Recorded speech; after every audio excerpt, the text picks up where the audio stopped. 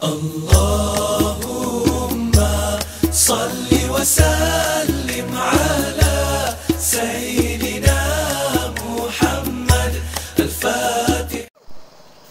Assalamualaikum warahmatullahi ta'ala wabarakatuh. Bismillah, alhamdulillah, wassalatu wassalamu ala rasulillah wa ala alihi wa sahbihi ajma'in.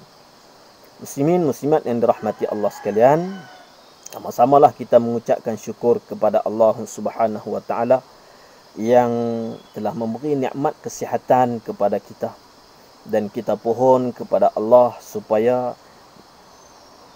dikekalkan kesihatan kita ini sebagai satu asbab untuk kita membanyakkan amal kita kepada Allah, khususnya pada bulan Ramadan. Jadi saya nak ambil kesempatan ini untuk kongsikanlah beberapa tip sebagai persiapan untuk kita sambut Ramadan pada tahun ini, tuan-tuan. Jadi perkara pertama yang saya rasakan penting untuk kita ingat, perkara yang pertama semak. Dengan makna kita perlu study balik. Dengan apa yang kita dah belajar dah dulu berkenaan dengan rukun sah batal puasa ni. Sebab kita nak pastikan puasa kita, puasa anak-anak isteri kita semua menjadi puasa yang diterima oleh Allah Subhanahu wa ta'ala. Kita tak mau jadi orang yang rugi. Kita duk berasa clear dah puasa kita, tiba-tiba bila kita balik ke sana esok, Allah Ta'ala tolak puasa kita. Kenapa? Sebab daripada kecuaian kita. Kecuaian kita dalam hal perkara yang boleh merosakkan dan juga membatalkan puasa kita. Dan perkara yang kedua, tuan-tuan, ialah Al-Quran. Ramadan ialah suatu bulan yang Allah Ta'ala turunkan Al-Quran kepada kita. Jadi kita gunakanlah kesempatan sedikit masa yang Allah Ta'ala berikan kepada kita ini dengan kita membanyakkan pahala membaca Al-Quran. Jadi kita guna. Tahun ni kita tak kena kalut pi mana-mana dah. Tak kena kalut pi bazar, tak kena kalut pi buat moral apa pun tak. Kita duduk di rumah, kita baca Quran, tuan-tuan. Lepas daripada semayang subuh kita baca Quran, lepas zuhur kita baca Quran.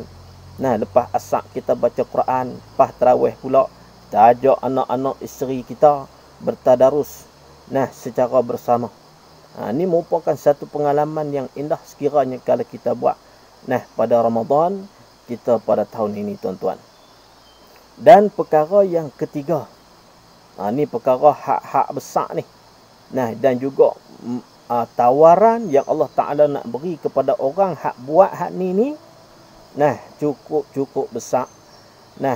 Di sisi Allah Subhanahu wa Ta'ala. Apa tu, tuan-tuan? Iaitulah amalan bersedekah.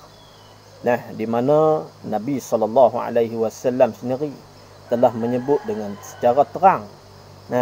Di dalam hadis yang mana makhumnya Nabi kata, siapa-siapa hak memberi makan orang yang berpuasa, nescaya Allah Ta'ala akan berikan pahala kepada dia, pahala orang yang berpuasa tersebut. Apa makna? Kita puasa, kita dapat pahala. Dan kita juga dapat pahala puasa orang yang kita beri makan tadi ni. Subhanallah. Tu kata hebat tu. Pahala hak Allah Ta'ala nak beri kepada orang yang banyak bersedekah ni. Tak kisahlah banyak mana kita sedekah. Walaupun dengan sebiji tamar. Tapi jangan duk buat lah. Jangan duk buat kedekut sangat. Jadi kita gunakanlah harta kita, jangan duk sayang.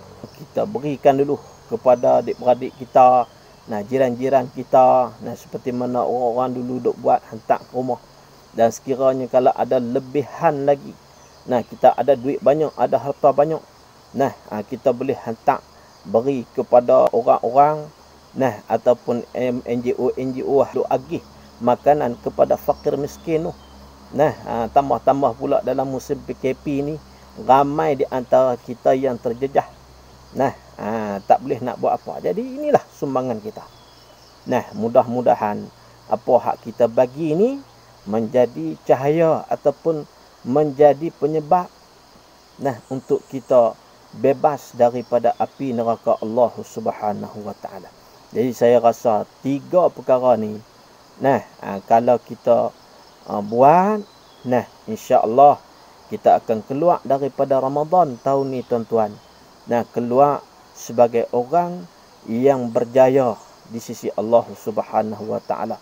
Inilah matlamat kita yang sebenar dalam tiap-tiap Ramadan, iaitulah matlamatnya kita nak keluar Ramadan dalam keadaan kita mendapat keampunan daripada Allah Subhanahu wa taala. Jadi sama-samalah kita ambil peluang yang ada dengan kita membanyakkan amal ibadat kita kepada Allah Subhanahu wa taala. Jadi sekadar itu dulu perkongsian saya. Wabillahi taufiq wal hidayah. Wassalamualaikum warahmatullahi taala wabarakatuh.